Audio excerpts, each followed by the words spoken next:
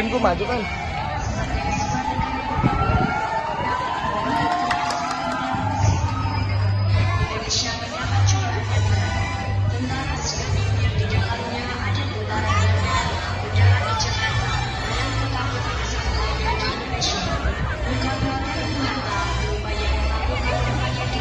Ah.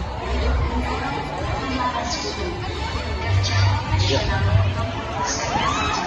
Tidak mengetahui status kemerdekaan Indonesia karena itu tidak membuahkan hasil. Cepat, ayo, cepat. Maju Kim.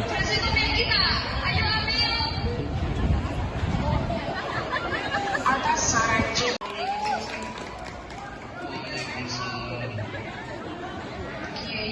saya utusan dari Bung Karno. Beliau menitipkan pesan. Beliau berpesan, apakah hukumnya membela tanah air? Bukan membela Allah, membela Islam, atau membela Al-Quran. Sekali lagi membela tanah air, apa hukumnya Kiai? Hukum membela negara dan melawan penjajah adalah fardu ain bagi setiap mukallaf yang melawan penjajah itu, termasuk jihad fisabilillah. Oleh karena itu, umat Islam yang mati dalam peperangan adalah syahid, dan mereka yang mengkhianati perjuangan dan memecah persatuan, bahkan menjadi tangan kanan penjajah, wajib hukumnya diperang.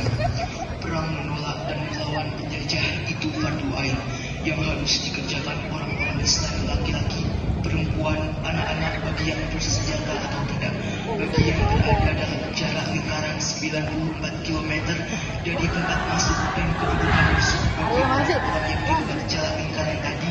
Kewajiban itu jadi fardu kifayah yang cukup kalau dikerjakan sebagian saja. Kemudian Kiai Haji Hasyim Asy'ari memanggil Kiai Haji Wahab Hasbuah dari Tanah Beras juga. Kiai Wahab diminta mengumpulkan ketua-ketua Nahdlatul Ulama se-Jawa dan Madura untuk membahas fatwa tentang hukum berjihad. Pada tanggal 21 sampai 22 Oktober 1945, PBNU menggelar rapat konsul NU se-Jawa dan Madura di Surabaya. Kan fatwa jihad Rais Akbar Nahdlatul Ulama. Sambil penelitian pemenangan. Resolusi jihad untuk seluruh daerah Jawa Madura memutuskan memohon dengan kepada pemerintah Republik Indonesia supaya menentukan dan mengupayakan tindakan yang nyata dan sepadan terhadap usaha-usaha yang membahayakan kemerdekaan dan agama dan negara Indonesia, terutama dengan pihak Belanda dan kaki tangannya, supaya memerintahkan perjuangan yang bersifat sabilillah untuk tegaknya negara Republik Indonesia dan agama Islam. Selanjutnya, kami berfatwa bahwa setiap muslim tua dan miskin sekalipun wajib memerangi orang kafir yang merintangi kemerdekaan Indonesia. Yang kedua, pejuang yang mati dalam perang kemerdekaan Indonesia layak disebut syuhada. Dan yang ketiga, warga negara Indonesia yang memihak kepada Belanda dan sekutunya dianggap memecah belah persatuan. Oleh karena itu, layak dihukum mati. Pada tanggal 25 Oktober,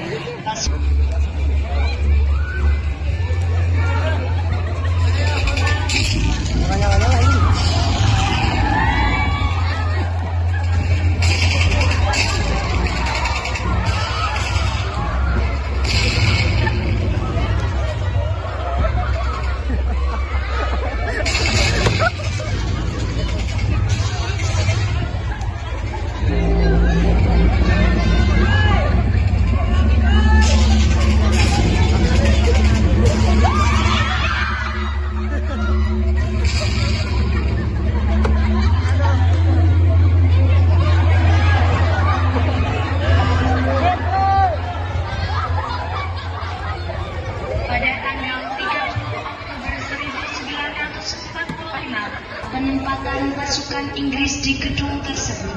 Mereka meminta pasukan Inggris kembali ke Tanjung Perak sesuai kesepakatan gencatan senjata. Tolong beritahu mereka bahwa kita setuju gencatan senjata dengan Indonesia. Iya, Pak. Jangan ingkari kesepakatan itu, karena itu membuat nama baik kita hilang dan tidak dipercaya lagi. Tenang saudara-saudara. Bung Karno dan Bung Hatta telah setuju untuk gencatan senjata. Kalau itu benar, Maksudi, ada mana Maksudi senjatanya? Maksudi! Ada Maksudi!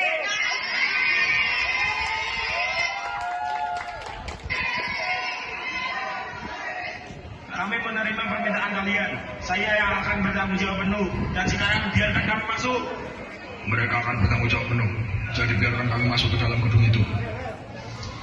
Rakyat Indonesia pun memberikan kesempatan untuk pasukan Inggris masuk ke dalam gedung internasional. Mayor, Iya Pak. Maju nggak? saya dapat perintah dari Brigadier Mahabi. Proses gencatan senjata sedang berlangsung. Tetapi mereka menginginkan kita menyerahkan senjata dan menyerah. Siap Kapten. Akhirnya terjadi kedukaan yang berbaku tembak di tempat ini secara mengejutkan. Dan mobil yang terbakar dan gencatan senjata pun berakhir.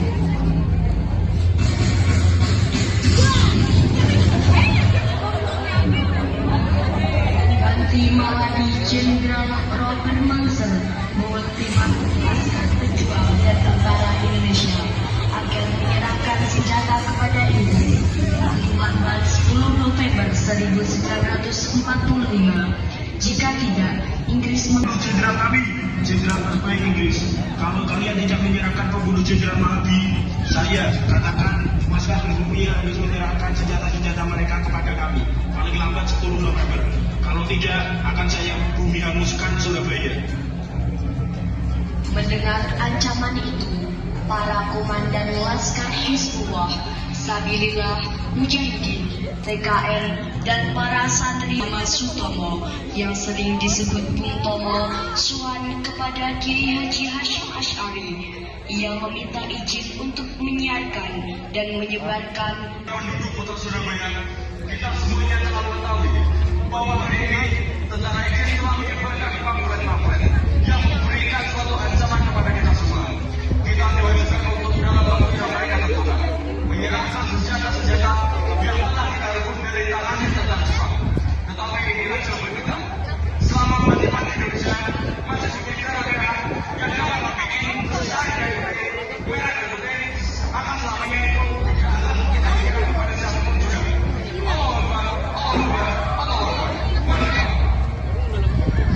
pada AF Inggris. Kiai, sepak terjang Belanda semakin mengkhawatirkan. Mereka menduduki tempat-tempat strategis. Dan bahkan kini Belanda sudah memasuki Singosari. Dan rakyat-rakyat kecil yang tidak berdosa banyak yang menjadi korban.